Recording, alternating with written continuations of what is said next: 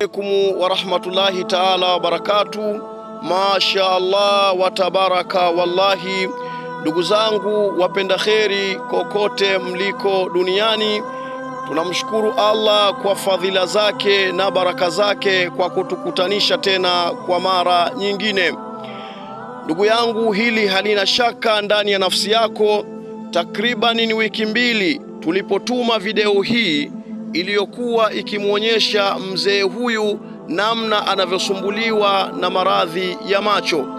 Wallahi, video hii ilipofika kwenu wapenda kheri, ndugu zangu Waislamu, wako baadhi walilizwa kwa maana ya kutoa machozi kwa ajili ya uchungu na madhila anayopitia mzee huyu, na kiwango kilichokuwa kinahitajika takribani ilikuwa ni shilingi 300,000 ili mzee huyu aweze kupata matibabu. Lakini wallahi, ndugu yangu mpenda kheri, ndugu yangu Muislamu, umeguswa ama mumeguswa, kwa muda mchache mmekusanya kiwango hicho cha shilingi 300,000, na mpaka hivi ninavyozungumza tayari nimekiwakilisha kwa muhusika. Wallahi, Mwenyezi Mungu awalipe, Allah awafungulie milango ya kheri duniani na kesho akhera. Nashukuru Waislamu wenzangu kwa kunisaidia kiwango cha 300,000 kutokana na mimi kuugua macho. Nilikuwa nakwenda msikitini najigonga, sioni vizuri, lakini Waislamu wamenisaidia na kushukuruni sana sana sana.